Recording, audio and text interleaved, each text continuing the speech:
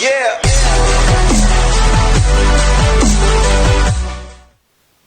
Welcome back to another movie review on the channel here. Today I am finally talking about Creed 3, the directorial debut of Michael B. Jordan, starring Michael B. Jordan, Tessa Thompson, Jonathan Majors, Wood Harris, and Felicia Rashad. This is the third entry in the Creed franchise and the ninth overall in the Rocky Creed film series. And this film follows Michael B. Jordan once again as Adonis Creed after his found success as the heavyweight champion of the world. And in the midst of all this personal and financial success, a ghost from the past may or may not come back to haunt him. Look, this is obviously, as I said, this is the ninth in the Rocky series. There he is right there. But this is obviously the first film without Rocky Balboa and Sylvester Stallone in it. And I don't obviously have there just to kind of posit the whole controversy and feud going on between Irwin Winkler and Sylvester Stallone for the right to Rocky. But as terrible as that situation is, I don't think his absence in this movie really affects it whatsoever. I still think that focusing on the story of Adonis Creed is what they should have done. And because it really is his franchise now. Michael B. Jordan has stepped in the limelight and taken over, and that's great because he's such a well-established character. He's obviously not quite as good as Rocky, but he's getting there. He really is such a wonderful hero and protagonist to follow in these movies. And honestly, if we're looking movie by movie, because this is how I look at it. Rocky, already talked about it before, obviously in the top 100 greatest films. One of the best movies ever made. Second Rocky, really good. Really good. Third one, not so good. If you look at the track record, at least for me, this is how I see the three Creed movies, right? First one, fantastic. The best movie in the franchise after Rocky. Second one, really solid, kind of a retread of Rocky 2. Third one, it's fantastic.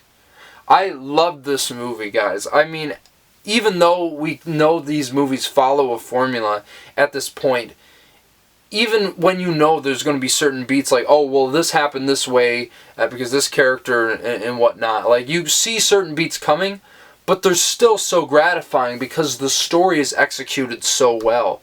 And I think, obviously, adding that cultural angle to this movie adds a lot to it as well that the other Rocky movies obviously did not have. But just the relationship between Adonis and Dame here, played by the brilliant Jonathan Majors. I'm so glad this guy has been in everything, because if you guys remember my last Black Man in San Francisco review, I was like, who is this guy? He should be nominated for an Oscar, but now he's everywhere, so it doesn't really matter.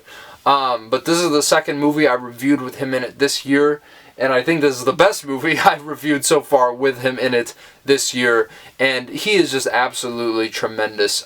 Literally, he is one of those actors where it's like, I know every time you see him, you know it's Jonathan Majors, but he literally disappears so subtly into every single role that he does. And my goodness, is that dude jacked! It's insane how big that guy is. If you beat Michael B. Jordan in that category, you're doing something right. But just the relationship between them, and obviously, got to talk about Michael B. Jordan being his first film and all. Obviously, I said I loved it. But his direction, it's not just he's there to kind of move the story along. He actually has a very, very visual flair. And one thing that obviously he's been saying a lot in interviews, he's very influenced by anime.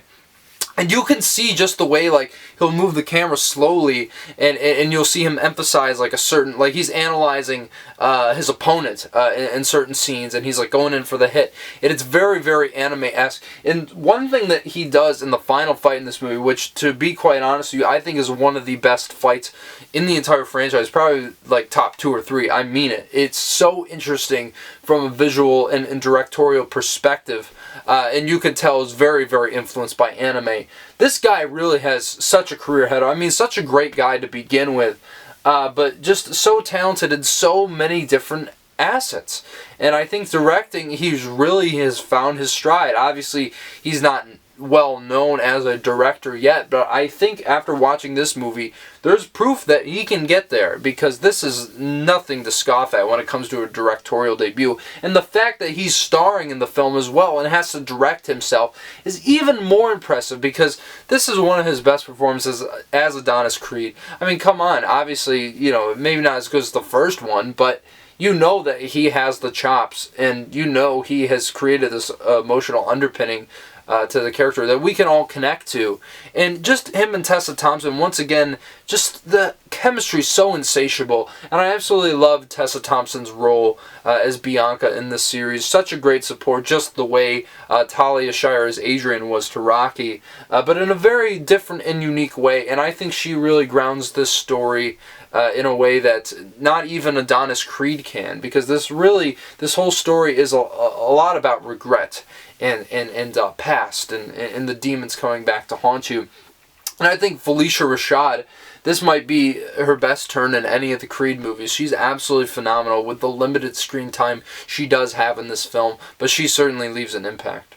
And then I have to talk about Mila Davis Kent, who plays Amara Creed, the daughter of Adonis and Bianca, deaf actress. And she is just so phenomenal in this. She is just so adorable.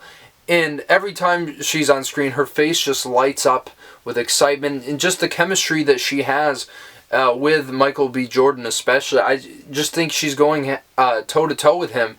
And she's not skipping a beat, honestly. She's absolutely incredible. And brings a light to this movie that I think was really necessary. Though they do try to do something with her character that I don't... It was kind of set up and it's kind of abandoned by the end of the movie. I think maybe they'll, you know, explore it further in the movies to come. But I don't know. I felt like that was like one of my small issues with the movie. It was a little bit unfocused in that sense. But my goodness, obviously you knew this cast was going to be great. But just the way they take these characters, I mean, the fact that they're still able to come up with new and compelling material after 9 movies in a franchise that already has some real stinkers in it. I'm looking at 3 through 5, even though 5 isn't as bad. Anyway, look, it is astounding to me that they are able to come up with something so moving, so fresh, maybe not original per se, because as I said, you can predict a lot of where this movie is going, but it's really that emotional drama in the story between Adonis and Damien that really make you invested in why it is a standout entry in this series. Because honestly, the only 2 movies in the franchise I loved before this are the first Rocky and the first Creed. This goes down in the books as one of those that I love in this franchise. This is really a great movie. My goodness, it's so grounded. It's still able to make you feel some kind of emotion and able to keep you invested in the story after all this time. So with that being said, I'm going to give Creed 3 an 8.5 out of 10. This is the best movie of the year so far.